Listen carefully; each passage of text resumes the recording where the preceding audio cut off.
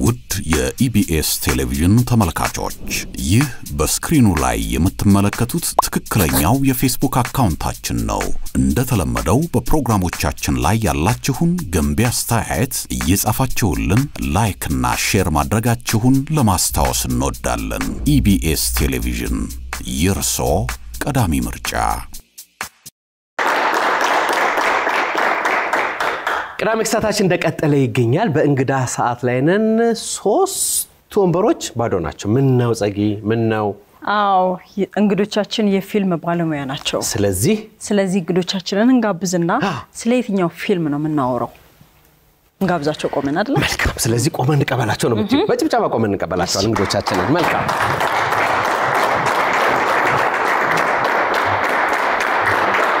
እነስተለን ባንደና መጣችሁ ባንደና መጣችሁ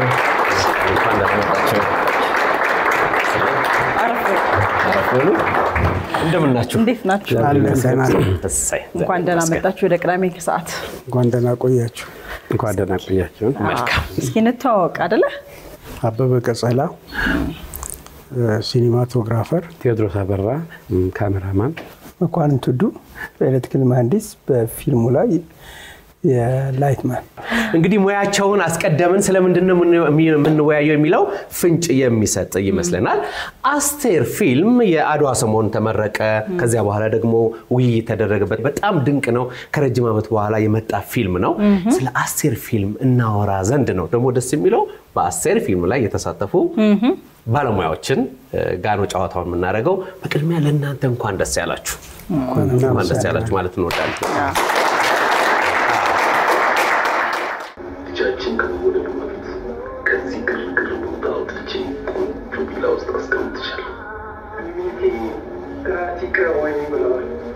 እንግዲህ አስቴር ፊልም 30 አመት በላይ 34 አመት አካባቢ አይደለ 34 አካባቢ ሲቀረጽ የነበረውን ጊዜ መጀመሪያ እናስተውስ ምክንያቱም አሁን ፊልም ሲሰራ እንግዲህ እና ያለን እንዴት ካስት እንደሚደረግ ፊልሙ ሲቀረጽ ከጀርባ ያሉ ነገሮችንም አንዳንዴ ሜኪንግ እና ያለን በዛ ሰዓት ፊልም ሲቀረጽ እንዴት ነበረ የአስቴር ፊልም እንግዲህ ሐሳቡ ጀምሮ እናንተ ባለሙያዎች ስለሆናችሁ ፊልሙን ይሰራችሁት እስኪ እንዴት ነበረ የአስቴር ፊልም መጀመሪያ የታሰበው ከዛ ወደ እናንተ እንዴት ነው የመጣው ከማን ጀመረ እስኪ እንግዲህ አስቴር ፊልም አጀማመሩ እንዴት ነው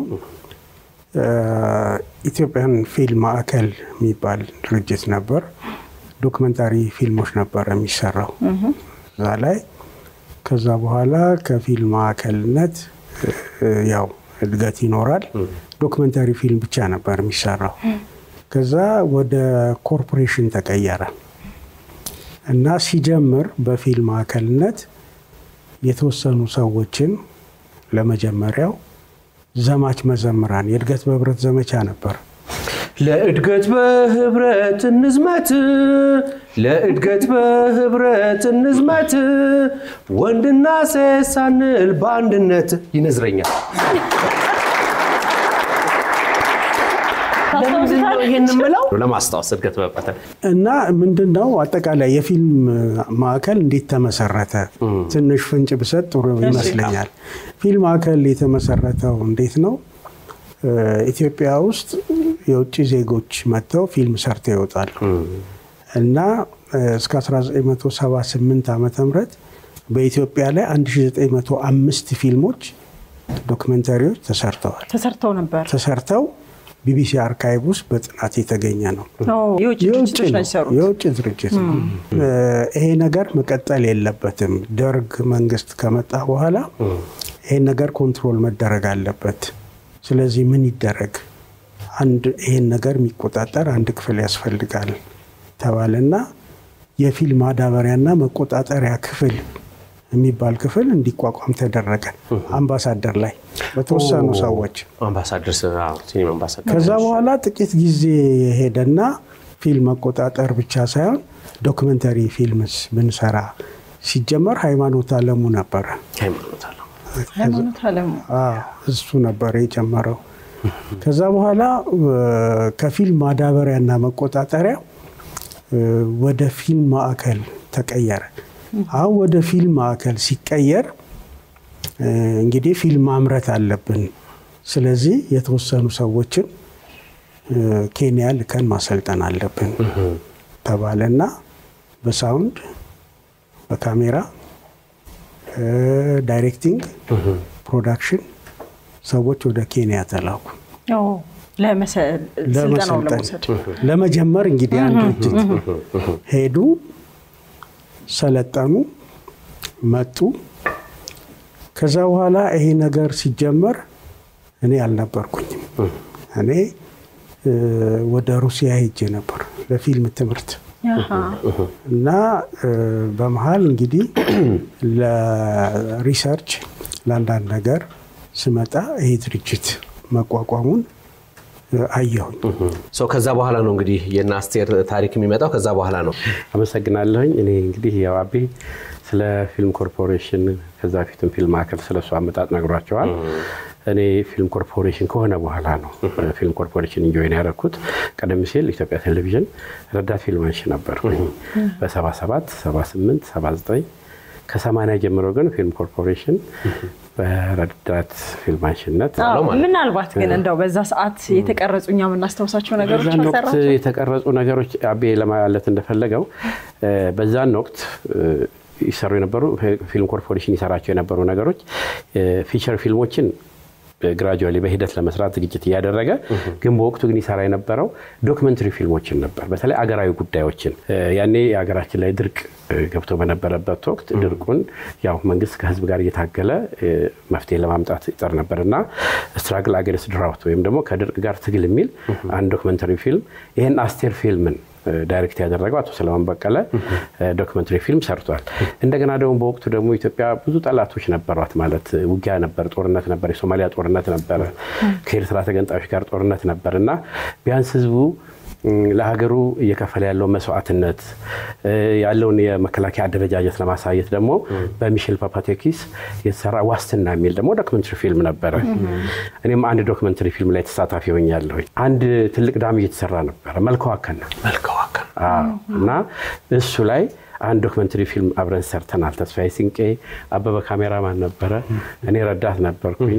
እዚሁ ፊልም ላይ ደግሞ ሳውንድ ማን የነበረው ንጋቱ መርዳሳም እሱ ነበርና ማን ኔቸር ኤንድ ኤነርጂ ሰው ተፈጥሮና ሀብት የሚል አንድ ዶክመንተሪ ፊልም ሰርተናል። የኢትዮጵያ ፊልም ኮርፖሬሽን እንደማውቀው አምባሳደር ቲያትር አናት ላይ የኢትዮጵያ ፊልም ኮርፖሬሽን የሚል ጽሁፍ ነበረ እና ሲኒማዎችን ለምሳሌ ከውጭ የሚያመጣው ይመስለኛል አይደል? እየተከራየ ፊልሞችን እያስመጣ ማከፋፈልም ማሳየትም በነገራችን ላይ ለግንዛቤ እንዲሆን በዛን ጊዜ በኢትዮጵያ ውስጥ በመላ ኢትዮጵያ ውስጥ ያሉ ሲኒማ ቤቶች በኢትዮጵያ ፊልም ኮርፖሬሽን ስር ነበሩ። ዋናው ሄድ ኦፊስ እንዳልከው አምባሳደር ነው። ግን የፊልም ሰሪዎች የባለሙያዎቹ ወይም ደግሞ የፊልም ምርት ዘርፍ ባልደረቦች የሥራ ቦታ ደግሞ ፈረንሳይ ለጋ ሲሆን ቀደም ሲል የጸሐፊ ትእዛዝ ወልደ ጊዮርጊስ ቤት የነበረው እዛ ነበር። አሁን ከተማ ሆኗል። ያኔ ግን ጫካ ያቋረጠ ነበር የምንሄደው።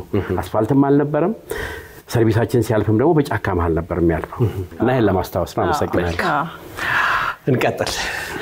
በ1977 ዓ.ም ከባህር ዳር ፖሊቴክኒክ እንደጨረስኩ ይሄ ድርጅት ተቋቁሞ ስለነበር እዛ ተመደብኩ። እዛ ስመደብ ኢንጂነሪንግ ዲፓርትመንት አለ። ዲፓርትመንቱ ሁለቱንም ምርት ዘርፍንም ንግድ ዘርፍንም አማክሎ እንዲሰራ ነበር። እንደዛሬው ፊልም የሚታየው በቪዲዮ ሳይሆን ፊልም ፕሮጀክተሮች ነበሩ። ኢንዱስትሪያል ፊልም ፕሮጀክተሮች ናቸው፣ ትልልቅ ናቸው። አብሮ ሬክቲፋየሮች አሉ፣ አምፕሊፋየሮች አሉ። የነሱ ተከላና ጥገና በዚሁ በኢንጂነሪንግ ዲፓርትመንት ነው። እንደገና ደግሞ የካሜራዎች ኤዲቲንግ ማሽኖችንም ጥገና ነበረ። በዚህ ሁኔታ ላይ ያለ አዲስ አበባ ፊልም ሲሰራ አሲስት እንዳደረጋቸው በላይትም ቴክኒካል ኢሹም ደግሞ ቢፈጠር እዛ ተመደብኩና የመጀመሪያ ስራ አዲስ አበባ ነበር። አዲስ አበባን የሰራው ተስፋዬ ሲንቄ ለምረቃ የሰራው ፕሮጀክት ነው እና እኔና በበዛ ስራ ላይ ሰራን። ከዛ በኋላ የፊልሙ ስራ ኢንተረስትድ እያደረብኝ ሲሄድ ስዊድኖች መጥተው ትሬኒንግ ሰጡኝ። ከዛ በኋላ በላይት ስራ ላይ ብዙ ከዛም በፊት የነበሩ በህይወት ዙሪያ ከዛም በኋላ የነበሩ ብዙ ስራዎችም ኮርፖሬሽኑ ከፈረሰ በኋላ ወደ ኢትዮጵያ ቴሌቪዥን ተዛውሬ ከዚሁ ከቴክኒክ ጋር ነው ሳገለግል የኖርኩት። አሁን ወደ አስቴር ፊልም እንምጣ። እንግዲህ አስቴር ፊልም ሰሞኑን የተወሰነ ማስተካከያ ተደርጎለት አይደል የከለር ወደ ሲኒማ ቤት እንዲገባ ተደርጓል ግን የመጀመሪያው ፊልም እንግዲህ ሲሰራ የነበራችሁ ባለሙያዎች ናችሁና ፊልሙ ስለምን ነበር ግን ፊልሙን አላየነው ባጭሩ እስኪ እናስታውሰው ምን አይነት ፊልም ነው እና ማን ናቸው የተጫወቱት ፊልሙ እንዴት ተጀመረ አቶ ሰለሞን በቀለ ነው የጻፈው ሞራቤ ሊያብራራው ይችላል ግን የማቃውን ያህል ፊልሙ ላይ የፊልሙ አይ ቲንክ ሲኖፕሲሱን እንደው እንትን ለማለት ያህል ፋሚሊ ነው የቤተሰብ ላይ ያተኮረ ነው አንዲት ኑሮ ያልተመቻት ከልጅነቷ ጀምሮ ህፃን ልጅ የተለያዩ ቦታዎች እንድታድግ ምክንያት ሆኖ ከዛ ሆስፒታል ትገባለች ታማ በዛ አጋጣሚ እንግዲህ እዛ ሐኪም የነበረ አንድ ዶክተር ይወዳትና ለግንኙነታቸው ምክንያት ይሆናል በኋላ ግን እሷ የመጣችበት መንገድ ወይም ደግሞ እሱ ከቤተሰቡም የትልቅ ሰው ቤተሰብ ወቅቱ ይባል ስለነበረ ከፊውዳል ቤተሰብ ስለመጣ በትምርቱም ደግሞ የላቀም ስለነበረ እሷ ደግሞ ከአመጣጧም ምስኪናት በትምርቱም ብዙ የሚያደገች አይደለችምና ኑሯቸው ብዙ ያማረ ሊሆን አልቻለም ዋናው ገጸ ባህሪያት አስቴር ግን እንዲሁ በቅደም ተከተል ያው የፊልሙ ሰዎች ስለሆናችሁ ሂሩት አባቷ ማን ነው እናሳውሳለን የመጀመሪያው ባለ ጥቁርና ነጭ ከዛ በኋላ ያለው የፊልም እድገት ምን እነማንስ አሉ አስቴር ላይ እንድንመጣ ብዬ ነው በዛው ሂሩት አባቷ ማን ነው ታሪኮ አብዛኛው ነገር አስመራ ላይ ነው የተሰራው እና ታሪካዊ ነው ብዙ ሰዎችን የሚያስደምመው ምንድነው በዚያን ጊዜ የአክቲንግ ትምህርት ቤት ሳይኖር የፊልም ብልሽታ በሌለበት ጊዜ ኢትዮጵያውያን ያላቸውን ታለንት ለዓለም በተለይ ለአፍሪካ ያሳዩበት ሁኔታ ነው የታየው እና ግርምትን የፈጠረው ሂሩት አባቷ ማን ነው ይሄ ነው መልካም ከዛስ በኋላ ወደ ባለቀለሙ ስንመጣ ከዛ ወደ ባለቀለሙ ስንመጣ ጉማ የሚባል ፊልም ነው ሚሼል ፓፓታኪስ ነው የሚሼል ፓፓታኪስ ያው የኢትዮጵያና የግሪክ ክልስ ነው ጥሩ አድርጎ የመንዝ አማርኛ ነው የሚናገረው በጣም የሚያስገርም አማርኛ ነው የሚናገረው በባለቀለም ደረጃ ልቦለድ ፊልም ጉማ ነው ማለት ነው ጉማ ነው ኢትዮጵያ ሲኒማ አሁን ወደ አስቴር እየተንደረደርን ስለሆነ አስቴር ስንተኛ ደረጃ ይዛል ማለት ነው ምናልባት ሶስተኛ ደረጃ ይዛል ማለት ነው አሁን ወደ አስቴር እንምጣ ስላሽ ጸጋ አሁን የአስቴርን ፓርት እንጫወት እርሶ በሲኒማቶግራፈር ነበሩ በፊልሙ ላይ እንዴት እንደተመረጡ ነው ያለውን ነገር ባጭሩ እስኪኔ አስቴር እንግዲህ ኢትዮጵያ ከፊልም ማዕከል ወደ ኮርፖሬሽን ተቀየረ መንግስት ባጀት መደበለት ፊልም እንዲሰራ ሲመጣ ባጀት ሲመደብ እንግዲህ የተማሩ ሰዎች ውጭ ተምረው የመጡ ሰዎች አሉ እና እነዚህ ሰዎች ችሎታቸውን ማሳየት አለባቸው ዕቃ መገዛት አለበት ስለዚህ ራሳችንን መፈተን አለብን ወደሚለው ነገር ተሄደና ካሜራ ተገዛ 35 ሚሊ ሜትር ፊልሞች ተገዙ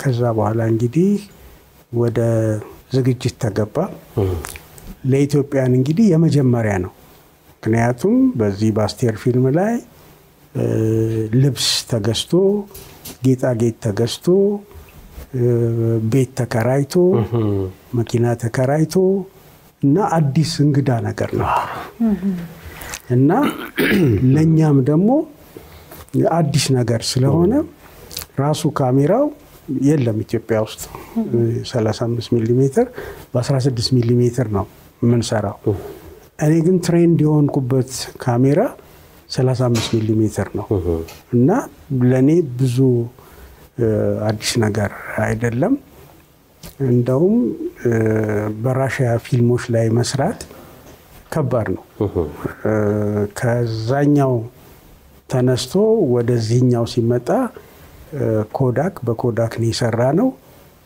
ብዙ ነገሩም ያቀለው ነገር አለ ግን ከፍተኛ ፈተና የነበረው አስቴርን ለመስራት ለብዙ ነገሮች አዲሶች ስለሆን ከአክተር መረጣ ከቤት መረጣ ጀምሮ ብዙ ፈታኝ ነገሮች ነበሩ ሎኬሽን ማኔጀር እኔና ዳይሬክተሩ ሎኬሽን ማኔጀርም አይደለም አሁን እናንተ የምታውቁት የፊልም ክሩ ያን ጊዜ በዛ ትሬንድ የሆነ የለም ስለዚህ ዳይሬክተሩ ሰለሞን በቀለ ይባላል። ጀርመን ሀገር ብዙ ኖሯል እና ከሱ ጋር እየተነጋገርን ነበር እና ላብራቶሪ የለንም። ፊልሙ 35 ሚሊ ሜትር ነው። ፊልሙ ከአዲስ አበባ ለንደን ነው የሚሄደው። አንስተን ለንደን ነው የምንልከው። ምንም የምናየው ነገር የለም፣ እኔ የማየው ነገር የለም። ስለዚህ አንዱ ሪስክ ፕሪቪው የለውም። ፕሪቪው የለም፣ መቅረጹን ብቻ ነው። አንዱ ሪስክ ምንድነው? ኤክስሬይ ውስጥ መግባት የለበትም። ሲጫን ሎድ ሲደረግ ትልቅ ኃላፊነት የነበረበት ሰው ቴዲ ነበር እና የቅርብ እንትኔ ያው አያለው። ምክንያቱም ትልቁ ኃላፊነት እኔ ጋር ነው ያለው። ይሄ ፊልም ጋር አንድ ችግር ቢፈጠር ትልቅ ነገር የሚመጣው እኔ ላይ ነው። ስለዚህ መላው ኃላፊነቱ ቴክኒካሊ በዚህ ፊልም ላይ እኔ ጋር ስለሆነ እንቅልፍ ለመተኛት ለማረፍም አስቸጋሪ ነው። ብዙ ኃላፊነቱ በጣም ከባድ ነበር።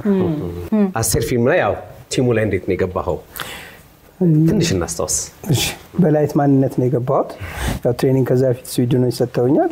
በላይት ማንነት ሆኜ ከአበበ ጋር ከዋናው ሲኒማቶግራፈር ሆነ። አሁን እኛ እንደምናስበው አይደለም። የላይት ኢኩዊፕመንቶቹ ላይት ሚክሰር አለ። ላይቶቹ ደግሞ 5K 2K እስከ 10K ድረስ 10 ኪሎዋት አንድ ላምፕ አንድ መብራት ማለት ነው። እነሱ ናቸው። ለነሱ የሚያስፈልገውን አክሰሰሪዎች በሙሉ አዘጋጅቶ ለሹቲንግ ማዘጋጀት ነው። እና እንደገና ደግሞ HMI ላይቶች አሉ፣ ዴይ ላይቶች። እነሱ ፊልተር አለ፣ ፊልተሮቹን መቀየር አለበት። አሁን ናይት ሲን ከሆነ ወደ ኦሬንጅ ላይቱን ወደ ታንግስተን መቀየር አለበት። ቀን ከሆነ ደግሞ ወደ ዴይ ላይት መቀየር አለብን። እነዚህ ሁሉ አክሰሰሪዎች ይዘን ነው የምንሄደው እና እነዛን ሁሉ ሴትአፕ የምንሰራው እኛ ነን። የፊልሙ አንዱ ችግር እንዳለው ከተነሳ በኋላ ለራሽ ፕሪንት ይሄዳል ቪዲዮ። ከዛ በኋላ ቪዲዮ አዳፕተር ያላቸው ካሜራዎች መጥተዋል። በዛን ጊዜ ግን እስኪመጣ ድረስ ይነሳ አይነሳ አንድ ወር ይወስዳል ሄዶ እስኪመጣ ድረስ። አስበው ያነሳው ሹቲንግ መድገም ቢኖርብህ እንኳን አልባሳቱ ኤቭሪቲንግ ኪፕ ይደረጋሉ እና በጣም ይሄ እንደ እንትን የምናወራው ነገር ነው። አይገርምም? አሁን የስቱዲዮ ካሜራማኖቻችን ይሄን ሲሰሙ መቼም ይሄን ዘመን ያው የራሱ ዘመኑ ያመጣው መልካም ነገር ስላለ ማለት ነው። ለማንኛውም እንደተባለው ነው። ይሄ የሀገር ባለውለታዎች ናችሁ እናንተ። የሲኒማው ጥበብ ሁሌም ሲመጣ ከፊት መምጣት ያለ መመስገን ለዛም ነው የጠራናችሁ። በነገራችን ላይ እውነት ነው። አሁን ያለው የሲኒማ ኢንዱስትሪ እዚህ እንዲደርስ የተከፈለለትን ዋጋ መሰረቱን ትላንቱን ዘመኑን የምታሳዩ ነጸብራቆች ናቸው። እናንተም ብቻ ሳትሆኑ ከእናንተ ጋር ቲም በኋላ ምናልባት በስም እናስታውሳቸዋለን ብዬ አስባለሁና ክብር ስለሚገባችሁ ስለ ጥበቡ ስንል እኔ ጋበዝናችሁ ደስ ብሎናል። እንደዚህ ደግሞ በህይወት ኖራችሁ ይሄንን ፊልም ከረጅም ዓመታት በኋላ እንደገና ወደ ሲኒማ ቤት አሁን ካሉት ዘመናዊ ሲኒማዎች ጋር አብሮ ጎን ለጎን እየታየ መሆኑ ደግሞ ሌላ ለእናንተ በረከት ነው፣ ለጥበቡም ዓለም በረከት ነው። ፊልም ሲባል እንግዲህ አሁን እኛ የምናውቀው ከቅርብ ዓመታት ወዲህ የተሰሩ ፊልሞችን እንጂ አሁን አስቴር ብለን አናስታውሰው። በጣም እኮ የቆዩ ፊልሞች የምንለው እኮ 90ዎቹን ነው የምናስታውሰው እንጂ አሁን የዛሬ 34 ዓመት አስቴር የሚባል ፊልም በእናንተ ተሰርቶ ቀርቦ እንደነበር አናስታውስ አናቅም።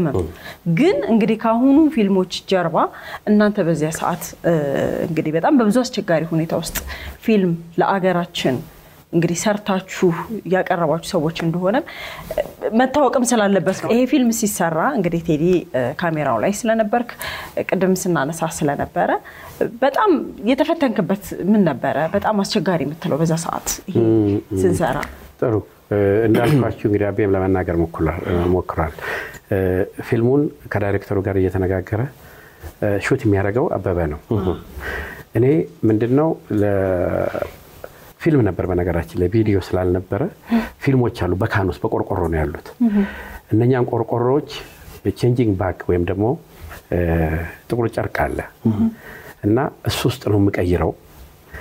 ከካን ወደ ሜጋዚን ወደ ፊልም ሜጋዚን ቀይርና አይ ቲንክ አስታውሳለሁ 2 ወይም 3 ማጋዚኖች አሉን አንዱ ካን 400 ፊት ነው የሚይዘው ርዝመቱ ማለት ነው ካን ማለት ይሄ በእንትን ያለው በአሉሚኒየም ቆርቆሮ ያለው በሱ ያለ ማለት ሶስቱ ጥቁር እንትን መጋረጃው ነው የሚቀየረው ራሱ የሚቀየረው ፎቶግራፉም እኮ እንደዛ ነበር እኮ ፎቶ አይደል ፎቶ ገጽ ስንነሳ እንደዛ ነው ጨለማ ቤት ውስጥ ነበር ጨለማ ቤት ውስጥ የሆነ እንትን ነበር ባለፊልም ምንድነው እንግዲህ በየሎኬሽኑ ዳርኩር ሚዘመር ስለማንችል እሱን የሚታካለ ምንድነው ጥቁር ጨርቅ ምንለው ነው ቼንጂንግ ባግ ነው እና ካን ከታለሁኝ ባዶ ማጋዚን ከታለሁኝ ከቆርቆሮ ወደ ማጋዚን አጋባለሁኝ አሁን ያ ጥንቃቄ ይፈልጋል መጀመሪያ ሮ ፊልም ነው ስለዚህ ስታክ እንዳያደርግ ካሜራ ላይ ራን ሲያደርግ ስታክ እንዳያደርግ በደንብ ሎድ ማድረግ አለብኝ ከዛ እሱን ሰጥና ደግሞ እሱ ፊልም እየሄደ ደግሞ ሌላ አዘጋጃለሁ ትልቁ ጸጌ እንዳልሽው ፈታኙና አስጨናቂው ነገር ፊልሞቹን እነኝ መቀያየረው የእንትን ያሉትን ፊልሞች ደግሞ የተሰሩትን የተቀረጸባቸውን ፊልሞች ደግሞ ወደ ካን መልስና ሌብል አረጋለሁ ጽፋለሁ ምን እንደተነሳበት እዛ ፊልም ላይ ያ ፊልም እንግዲህ ለንደን ከሄደ በኋላ ነው ውጤቱ የሚታየው እና ምናልባት በስህተት ወይም ደግሞ በጨዋታ መዘናጋት እጄን በደንብ ሳላስገባ ወይም ደግሞ ዚፑን በደንብ ሳልዘጋ ብርሃን ከገባ ፊልሙ ይቃጠላል በጣም ይገርማል እና ያ ሁሉ የተሰራው ነገር ይበላሻል እና ያን ጊዜ ደግሞ እንዲቶሎ ለንደን በረራውም በየቀኑም ያለም አይመስለኝም እና ከአንድ ወር ከምናምን በኋላ ነው እዛ ደግሞ የራሱ የሆነ ሂደት አለ እና ያ ፊልም ሄዶ ተቆሮ ፕሮሰስ ሆኖ እስኪመጣ ድረስ የሁላችንም ሐሳብ ነው እና ኃላፊነቱ አቤ እንዳለው የኛ ነው ይሄ ፊልሙን ወደ ማጋዚንና ወደ ቆርቆሮ ማገላበጡ ወደ ካሜራ እንደገና ማውንት ማድረጉ የኔም ኃላፊነት ስለነበር በጣም ያስጨንቀኝ ነበር እና ብዙ እንትኖች ነበር ብዙ ከባድ ነገሮች ነበሩ ካሜራው በጣም ሄቪ ነው ምናልባት ፎቶግራፍ ላይ ልታዩት ይችላልላችሁ ያንን ካሜራ ሌንሱ ለብቻ ነው የሚቀመጠው ማጋዚኑ ለብቻ ነው ካሜራው ለብቻ ነው ትራይፖዱ አለ እነኚህ ነገሮች በሙሉ ደግሞ አስተካክሎ ለሹቲንግ ሬዲ ማድረግ ያስፈልግ ነበር ያም አንዱ የኔ ድርሻ ነበርና ፊዚካሊ እንዴት ነበር ፊት ነበርክ እንደዚህ ቀጭን ነበር አሰብኩት ከካሜራው ትልቅነት አንፃር ቴዲ ላይ ለመጨመር እሺ አንዱ ማጋዚን 400 ፊት ወይ 120 ሜትር ነው እና ያ ከተጫነ በኋላ ሲቀረጽ 4 ደቂቃ ብቻ ነው የሚፈጀው 4 ደቂቃ ነው ያለው ማጋዚን 3 ነው እሺ ቴዲ with perfection ፋስት መሆን አለበት መጀመሪያ ቁጭ ብለን ያን ነገር ልምምድ ማድረግ እና እንደዚህ የሚበራ ሰዓት ምናምን እዛ ውስጥ አይገባም ምንም አይነት ብርሃን አያገኘው እንግዲህ ኢማጂን ሲቀርጽ 4 ደቂቃ የሚፈጅ ነገር ምን ያህል ሎድ እሱ ላይ እንዳለ መገመት አያስቸግርም 4 ደቂቃ ብቻ ሌላው ማረሳው ነገር ፊልሙ ምን የብርሃን የሚያዩን የብርሃን መጠን እና ምን ያስፈልገዋል የሚለው ክሩስ ከኔ በስተቀር የሚያቀው የለም ለምሳሌ ናይት ክለብ እዛ አምባሳደር ስር ያለው ናይት ክለብ የናይት ክለብ ሲን አለው እዛ ውስጥ ገብተን ናይት ክለብ ለመቅረጽ አታውቂውም አምባሳደር ስር እኮ አምባሳደር ኢሉዥን ነው ታች ጎበር ቤት ኢሉዥን ነው አልሰሙ እዛ አንድ ዘመን ነበር እዛ ነበር የቀረጽ ነው ማስተዋወሰው ነገር 24 ኪሎዋት መብራት ነው የተጠቀምኩት እዛ ውስጥ ናይት ክለብ ነው ጨለማ ነው ለክሩም አዲስ ነገር ነው ዳይሬክተሩም የሚጠይቀኝ ነገር እኔ እኮ የምፈልገው ናይት ሾት ናይት ክለብ ነው ስለዚህ ምን እያረክ ነው ጨረቃ ነው ፀሐይ ነው እዛ እና ፊልሙ በምን ያህል ሬሽዮ ምክንያቱም ሜትሮች አሉኝ 2 አይነት ሜትሮች ፊልሙ ምን ላይ ይችላል ምን ላይ አይችልም የሚለው ከኔ በስተቀር ምክንያቱም ቴስት አድርጌዋለሁ ስለ ፊልሙ አዌርነሱ አለኝ እና ከዛ በኋላ ዳይሬክተሩ ምን አልኩት እንግዲህ መጀመሪያ የቀረጽነው እሱ እስኪመጣ እንጠብቅ እሱን ካየን በኋላ እንቀጥላለን ገና እንግሊዝ ሄዶ ምክንያቱም አልተማመኑ ስላልተማመኑ እሺ እርግጠኛ እንዲሆኑ ፊልም ገባ አሁን እንደዚህ እንደ ቪዲዮ አይደለም ሬሾ አለው። በስንት ሬሾ ነው ያን እንትን የምታደርገው የምታነሳው። ከዛ ፊልሙ መጥቶ የመጀመሪያውን ነገር አምባሳደር ቁጭ ብለን ስናይ ያ ሁሉ መብራት የለም። ናይት ክለብ ነው የሚበራው። ናይት ክለብ ውስጥ የሚበራው ብቻ ኢፌክት ሁሉ የሚሽከረከረው እንዳለ አለ እንጂ ያ ሁሉ መብራት የለም። በሙሉ ክሩ ተነስቶ ነው ያጨበጨበው። ዋው አረኛም እናጨበጨባለን። ገርማል። ስለዚህ ሲኑ እዛ ኢሉዥን እዛ ናይት ክለብ ውስጥ ነው የተሰራው። እዛ ውስጥ ነው አሁን እያወራን ያለ ነው ስለ ስዕል ብቻ ነው። ድምጽ ደግሞ በሪል ቴፕ በናግራ በሚክሰር ለብቻ የሚቀረጽ አንድ ለብቻ ያለ ነገር ነው። እውነት አሁን እንዳሁኑ እንትኑ ካሜራው ድምጽ አይወስድም። ላብራቶሪ ውስጥ ነው ድምጽና ስዕል የሚገናኙት። ሁለት አይነት ኦፕቲካል እና ማግኔቲክ ሳውንድ ትራክ የሚባሉ አሉ። እሱ ከሹቲንግ በኋላ ከኤዲቲንግ በኋላ እንደገና ፋይናል ፕሪንት ለንደን ሲሄድ ነው የሚሰራው። ለፋይናል ፕሪንት በጣም ከባድ ሲንክሮናይዜሽኑ በክላፐር ቦርድ የሚባል ነገር አለ እና ኮንቲኒቲ የሚባል ሰው አለ እና እንዲከፍቶ ያ ሲዘጋ ቋ የምትለዋ ነገር እና ንግግሩ ሲንክ የሚያደርገው በናግራ የሚቀረጸውና ፊልሙን አንድ ላይ ሲያገናኙት ነው የሚመጣው። በብዙ ኦፍ ኮርስ ምንም ነገር በዘመን ነው የሚላከው። ምንም ነገር የኢትዮጵያ ፊልም ኢንደስትሪ ሲነሳ የናንተ ታሪክ ሁሌም ከፊት መምጣት አለበት፣ ከፊት መቅደም አለበት የሚለውን ነገር ማስመር ያለበት ይመስላልና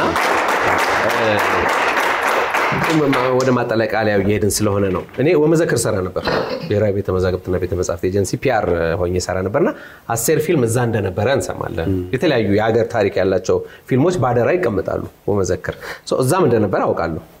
ከዛ በኋላ ነው እንትን ያደርገው ማለት ምንድነው የተሰራለት አዲስ ነገር የታደሰው ነገር አሁን ወደ ሲኒማ ሲመጣ? አዎ። እና እነማንስ ናቸው እዚህ ላይ የተሳተፉት አካላት? ወመዘክር ተቀመጠ። ከዛ በኋላ ወመዘክር ስለመቀመጡ ማወቅ እንጂ የት ጋር እንዴት የሚለውን ነገር ማንንም አያውቅም።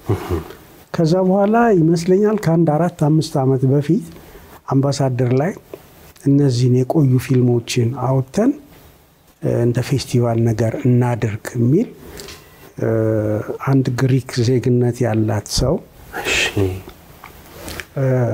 ሲኒማ ቤቶች ጋር አንድ የሆነ ኮሚቴ ተቋቋመ። እና ከዛ በኋላ ጋሽ ደበበ እሸቱ ነበረ። እኔ ማንም ሰው አያቀኝም። ሻፍት ኢን አፍሪካ ማንም ሰው አያቀኝም። ለምን እንደተሰበሰቡ ማላቀም። እኔ ስገባ ይሄን ሰውዬ እንዳትለቁት፣ ይሄ ሰውዬ ብዙ ነገር ይነግራችኋል እንዳትለቁት አለ። ከዛ አቁኝም ስራ አስኪያጁም የሲኒማ ቤቱም ያቺም ግሪካዊ ሴት ከዛ ያዙኝ። ምንድነው ስል እንደዚህ ፌስቲቫል። እሺ አልኩኝ። ፌስቲቫል ላይ ቁጫል።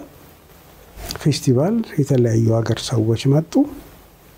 ከዛ በኋላ እሷ የራሷን ክሩ ይዛ መጣ ነበረ እና እዛ ከመጡት ሰዎች አንዱ በጣም ተገርሞ ይሄን ገመድ ማን የሰራው ይላል። ይሄን እንግዲህ ፊልሙ እንደ ገመድ ነው፣ ትልቅ ረጅም ነገር ነው እና እኔ ምንም መልስ አልሰጠሁም። ከዛ በኋላ እሱ ነው ይሉታል፣ ያሳዩታል። መጣና አንተና ይለኛል። አዎ ፈልጋለሁ። ለምን ፈለከኝ? አይ ይሄ ነገር ሊጠፋ ይችላል፣ እየጠፋ ስለሆነ ይሄ ነገር ወደ ዲጂታላይዜሽን ቢቀየር ምን ይመስልሃል የሚለውን ሐሳብ አመጣ። ከዛ ፊልሙ የት ይገኛል? ከየት ነው የሚመጣው? ያ ስናይበት የነበረው አሮጌ ፊልም ነው። አዲስ ኮፒ ደግሞ አለ አውቃለሁ።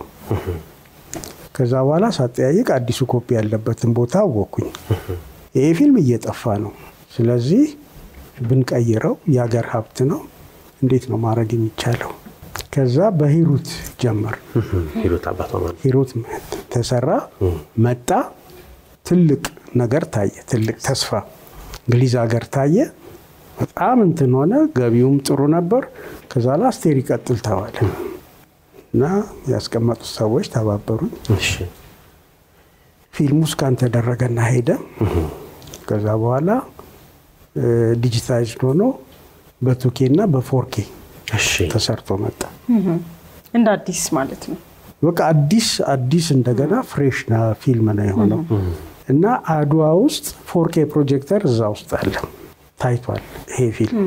አሁን አስቴር ፊልም በምን አይነት ሁኔታ ነው ያለው የሚገኘው? ማለት ለህዝብ ይፋ ሆኗል፣ ሰው ማየት ይችላል። እስቲ አሁን ያለበትን እንደ አዲስ መምጣቱን ማስመልክተ ነው እናንተ ተጋብዛችሁ። እኔ ትንሽ ለመጨመር ነው፣ ምክንያቱም አሁን ተበታትነን ያለ ነው ሁላችንም። አስቴር ፊልም አሁን ዛሬ ላይ ከ34 ዓመት በኋላ እንደገና ህይወት ዘርቶ ለመታየት መብቃቱ ትልቅ ነገር ነው። ለዚህ ያው የሚመሰገኑ አካላቶች አሉ።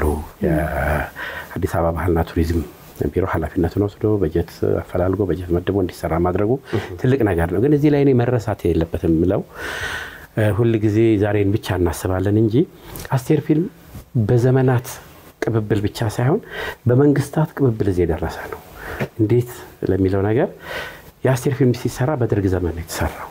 በነገራችን ላይ እንደው ለተመልካቹም ለፊልም አፍቃሪውም ግልጽ እንዲሆን ልክ አስቴር ፊልም የመጀመሪያው ቀረጻ የተጀመረ ለታ በወቅቱ በደርግ ጊዜ ማለት ነው የባህልና ስፖርት ሚኒስትር የነበሩት ሻለቃ ግርማ ይልማ ናቸው። በወቅቱ መጣው የመጀመሪያውን በተነ የተጫኑት ልብ በሉ እንግዲህ መቼ በደርግ ጊዜ።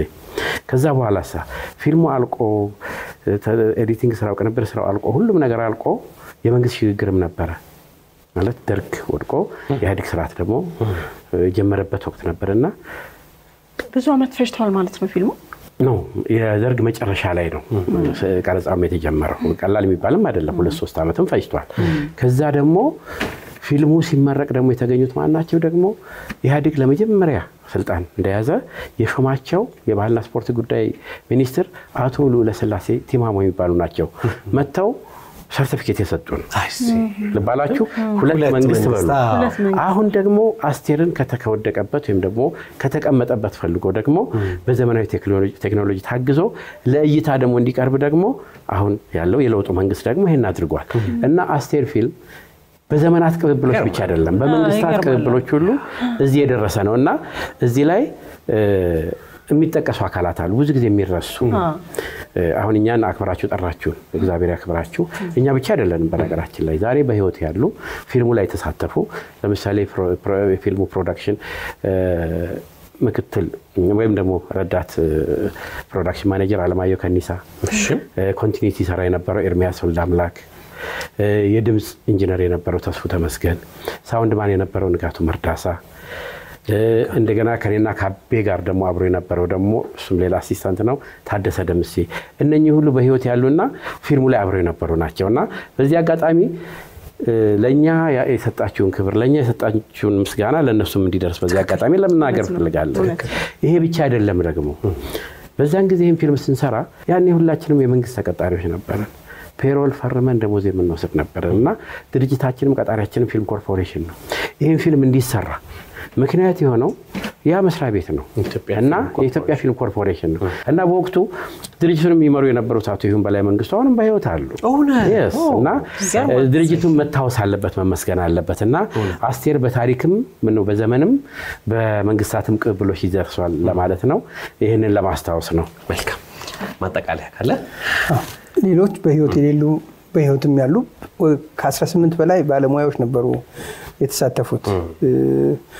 የተወሰኑት አሁን በአገር ውስጥ አሉ። የሌሉነት ሰይፉ ከኔ ጋር አብሮኝ ይሰራ የነበረ ሰይፉ ንጉሴ አሁን ከአዲስ አበባ ውጭ ነው አለ። እቴነሽ ወርቁ፣ ጌትነት ስዩም፣ ጌታቸው ከፈኔ፣ አቶ ሰለሞን በቀለ ወያ ራሱ ዳይሬክተሩ እነዚህ ሁሉ አሉና ኦልሞስት ከ18 በላይ ነበርን። አሁን ግን ማየት ይቻላል ወይ? ይታያል። ኦሬዲ እዛ ዝግጅት ላይ ደርሷል። በቅርቡ ሲኒማ ቤቶች ፕሮሚስ አድርጓል። በሁሉም ሲኒማ ቤቶች ተዘጋጅቷል ለመለቀቅ። ግን አንዳንድ ማይነር ማስተካከያዎች ስላሉ እነዛ ሳይስተካከሉ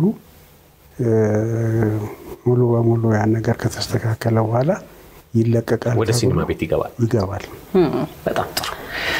እንግዲህ ዛሬ በእውነት አንዳንድ ጊዜ በታሪክ አጋጣሚ የተለያዩ እንግዶችን እዚህ እናገኛለን። የእውነት እንግዶች አንድም እንደ ግለሰብ አንድም እንደ ሀገር ደግሞ ሁለታቸው ከፍ ያለ ነው። ግን ቅድም ጸጊ እንዳለችው ብዙ ባለሙያዎች በተለያየ ዲሲፕሊን በተለያየ ሙያ ውስጥ የሚሸፈኑ ታሪክ የሚሸፍናቸው ዘመን የሚሸፍናቸው አጋጣሚዎች የሚሸፍናቸው ብዙ ሰዎች አሉ እና አስቴርን ፊልም ስንሰማ ህያው ምስክር ሆናችሁ እናንተ አንድ ሁለት ደግሞ ትልቅነታችሁን የሚያስጠራው ሁላችሁንም የቲም ስራ መሆኑን እንደዚህ አይነት ስራዎች ሁሌም ሲሰሩ ቲም ወርክ ናቸው ውጤቱ የጋራ መሆኑን መስክራችኋል ያው ምስክር ናችሁ በዚህ ያልተገኛችሁ ምናልባትም ስማችሁ ድንገት ያልተጠቀሰ ካላችሁ እንግዲህ አክብሮታችን ምስጋናችን በቅዳሜ ከሰዓት ስም ይድረሳችሁ እንላለን አስቴር ፊልም እንግዲህ ከ34 ዓመታት በኋላ እንደገና ወደ ሲኒማ ተመልሷል በቅርቡ ተመልሶ አንዳንድ ትንሽ ጥቃቅን ማሳያቸው ተደርገውበት በቅርቡ ወደ ሲኒማ ይመጣል ስለዚህ ያኔ ሲኒማ ገብተን እንድናይ ይሆናል ማለት ነው የኢትዮጵያ ፊልም ኮርፖሬሽን ታሪኩን ውለታውን ሁሌም አንዘነጋም እዚያ ለተሳተፋችሁ በሙሉ አስቴር ፊልም እዚህ ላይ ደረሳችሁ በሙሉ ባንድም በሌላም ለተሳተፋችሁ ያለንን ክብር በቅዳሜ ከሰዓት በድጋሚ ለመግለጽ እንወዳለን አጭር ሰዓት ስለሆነ ነው አክብራችሁ ስለተገኛችሁ እጅግ በጣም እናመሰግናለን እንግዲህ ያለንን ክብር ለመግለጽ ቆመን እንደተቀበልናቸው ቆመን ብንሸኛቸው በጭብጨባ በጣም ደስ ይላል እናመሰግናለን